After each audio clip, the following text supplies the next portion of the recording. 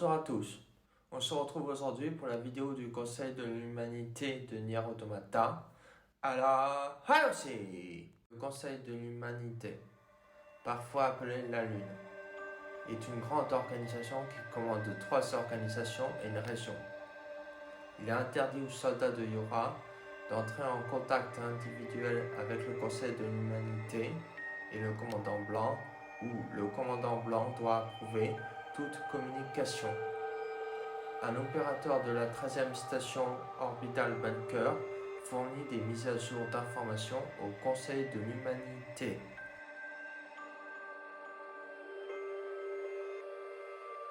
La première organisation que contrôle le Conseil de l'Humanité est l'Armée de l'Humanité. L'Armée de l'Humanité est en fait une organisation un peu spéciale puisqu'elle regroupe dans son organisation qui sont le Conseil de l'Humanité, des membres des androïdes Yora, des membres de la Résistance et des androïdes qui sont affiliés à aucune organisation. Les dirigeants de l'armée de l'humanité sont le Conseil de l'Humanité, le commandant blanc, et Anemone pour l'ancienne version de Nier Automata, ou Lily pour l'actuelle version de Nier Automata. L'armée de l'humanité possède comme membres qui sont la Résistance, les androïdes Yora et les androïdes affiliés à aucune organisation. Vous pouvez trouver en haut de votre écran la vidéo de l'armée de l'humanité de Nier Automata.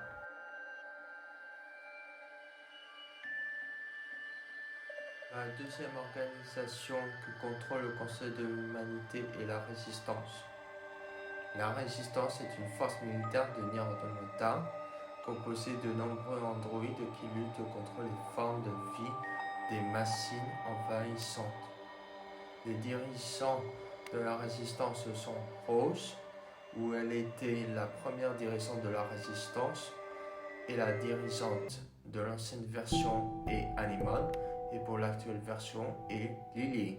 La Résistance possède comme membres qui sont Cactus, Phlox, Lotus, Margaret, Dahlia, Beretta, Daisy, Keen, Kona, le négociant en approvisionnement, Wata, le marchand d'armes, Jackass, Massia, le propriétaire de l'atelier d'entretien, la famille trans de la Résistance et l'homme et trans de la Résistance.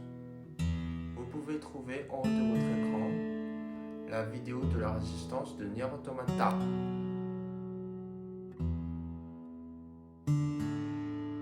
La troisième organisation que contrôle le Conseil de l'Humanité est Yora. Yora est une force militaire d'élite d'androïdes avancés conçue pour combattre les envahisseurs extraterrestres et les formes de vie des machines. Les dirigeants de Yora sont le Conseil de l'Humanité et le commandant blanc. Yora possède comme membres qui sont les opérateurs. On a parmi eux l'opérateur 210 et l'opérateur 60.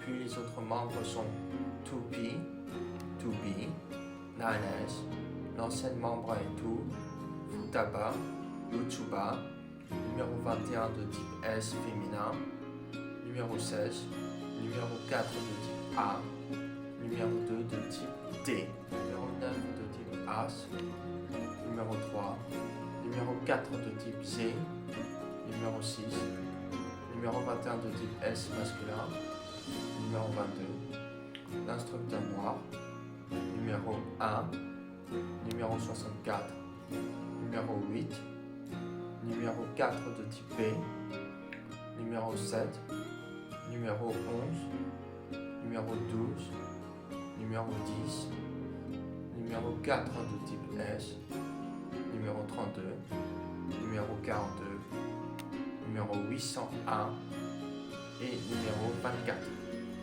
Vous pouvez trouver en haut de votre écran la vidéo Yora de Nier Automata.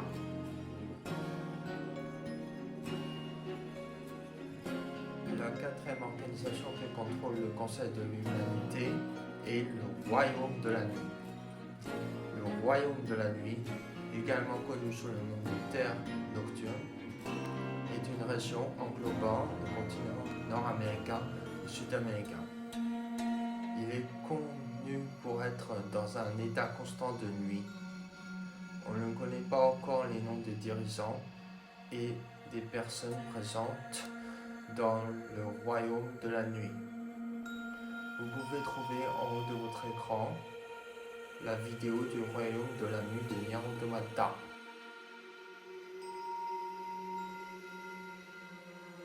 En 4198, une fois que les Gestalt sont disparus, il fut décidé de garder l'incident comme un secret bien gardé. Cependant, les rumeurs de l'extinction de l'humanité ont commencé à se répandre, entraînant une forte baisse du moral des androïdes. Pour parer cela, un androïde nommé Zinnia a conçu la base du projet Yora. C'est un vaste projet confidentiel destiné à restaurer la volonté des androïdes de résister aux envahisseurs extraterrestres et aux machines. Entre 11 928 et 11 937, une annonce fut faite à tous les androïdes que l'humanité était toujours en vie et que les derniers survivants avaient réussi à s'échapper vers la Lune. Pour convaincre les sceptiques, un serveur a été secrètement mis en place pour diffuser des transmissions régulières sous le couvert d'un conseil de l'humanité, exploité par des humains vivants. Le serveur était stationné dans une base lunaire existante et inhabitée, qui n'était auparavant utilisée que pour stocker des informations sur l'humanité. Le serveur a été conçu pour être exploité par le moins de mainteneurs possible. Et bien que la plupart des membres de Yora n'étaient pas au courant de l'existence du serveur lunaire, certains membres du personnel des opérateurs ont été informés de toute la portée du projet Yora et ont reçu l'ordre d'exploiter et de protéger le serveur. La chaîne YouTube possède un compte Discord où on peut discuter, parler des théories entre nous, entre fans, discuter de l'œuvre, tout ça.